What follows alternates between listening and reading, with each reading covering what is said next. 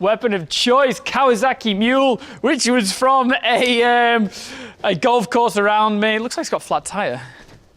It doesn't have a flat tire, people. We're doing well. We're doing well today. Bit of choke. Never had any doubt. So like I say, this is from a golf club, and that's why it's got the casing on it. And people were telling me on my channel, they were like, "Oh, take the casing off." But my dog isn't very good with new people. But so when the cows are out, we have dog walkers that go through some of the fields. So I can bring my dog with me, and he can just jump in here, and he's in a caged area, but I can still bring him out, so it works really well for me. So that's why I quite like having the cage on it, and it's a bit of protection. What happens if someone wants to attack me, or a zombie apocalypse? I'll just stay in here. I'm not going to take it over.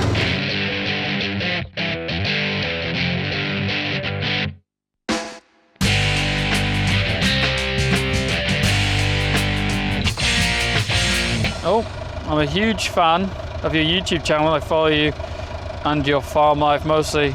I'm in Zimbabwe, a small place in Africa, but I do cattle management and goat farming. Keep up the good work. We are inspired. So I wasn't really reading it for this. I was just telling John. But yeah, so I get like messages like this quite often on my Instagram and my Snapchat and stuff, which is like, so this is being a YouTube vlogger. So I don't call myself a YouTuber. Yeah, blogger. I don't know. Like, I wouldn't class myself as a YouTuber, but then I do make YouTube videos, so it's very hard. What's your definition of a YouTuber? Yeah, but like, where do you class yourself as a YouTuber? What is the number? What is the things you do? Once you're committed to delivering like a good solid 2 to 3 videos every week, like to a deadline. You're not just doing it for the crack. You like to get deadlines. Yeah. So we're doing 3 times a week at the moment.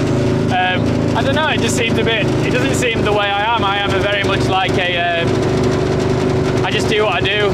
But yeah, so anyway, I get like messages saying that they watch my videos and they love the videos that gets played, and then they get inspired for it. And like, I've had some really good emails, like amazing. Some guy saying that he watches these videos with his son, and it's that little bit of a time when he watches those videos that they chill out and they just have that father and son time. And when I read this message, it came to the Pemberton Farm Shop email and not my personal, and my mum nearly teared up. It was that amazing, which is incredible of what has happened and the world that has opened towards me from being a YouTuber. I'm just going to shut this gate behind us.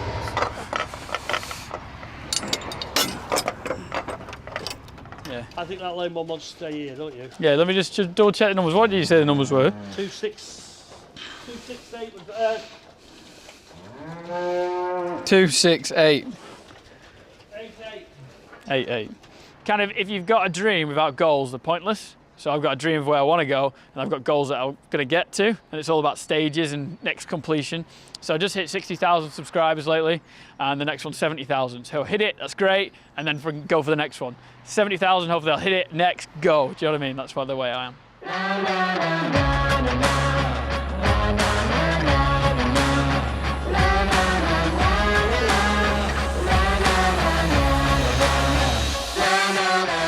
Welcome to Pemberton's Farm Shop. We are located in Lytham St Anne's in the northwest of England. Today we're going to have a look around my farm, have a look around with the acres, have a look around the stock, and see what's going on. Come on.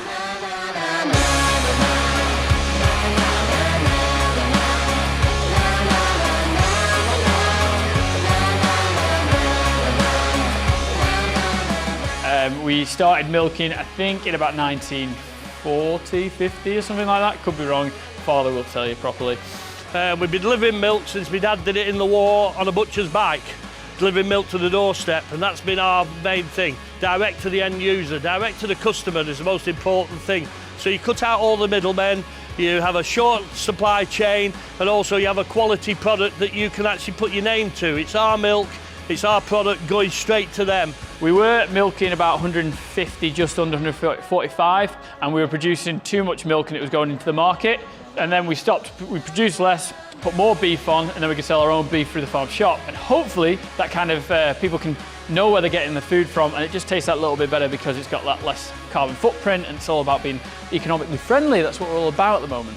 We put the parlour up in 1966, 65. It was up with the World Cup, we won the World Cup. And it was again 816 herringbone parlour. It was the bee's knees in the 1960s.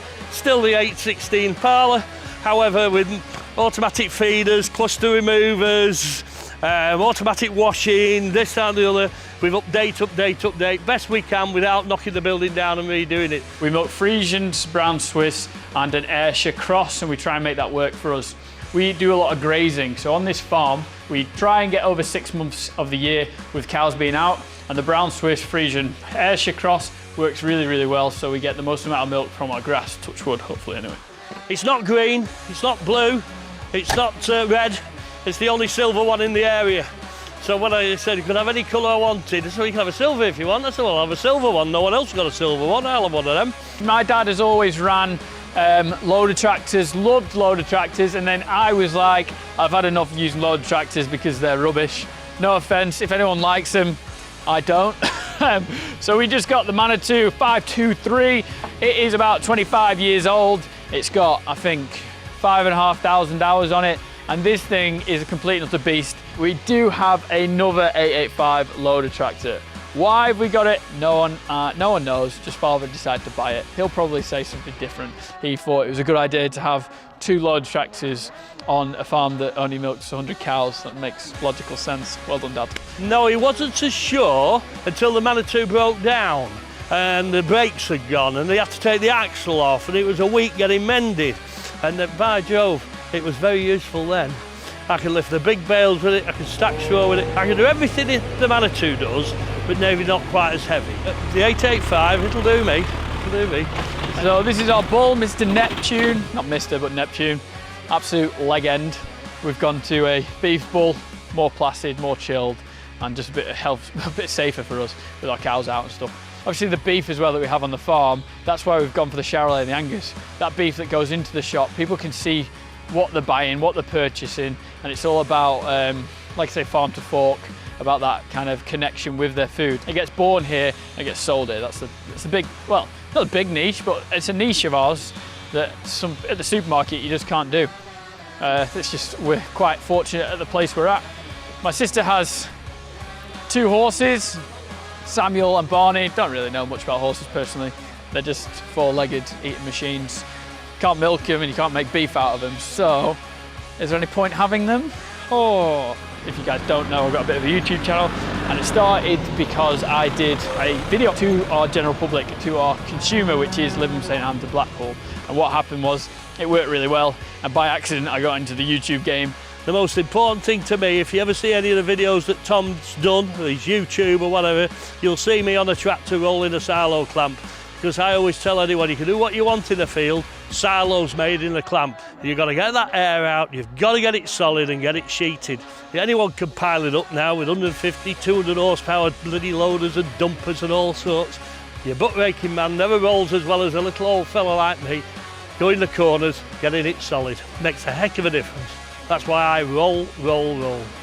Long-term plan for us is farm shop. That's the way we're going to go down. So one day, hopefully, we'll pay for a nice newish farm, and then the idea is to have people to come to the farm and walk through cows, maybe put some robots on that we can show. That's kind of like my dream. I'd love some robots. That is the dream. So if Lily, you listen to this, hit me up with robots. It'd be great.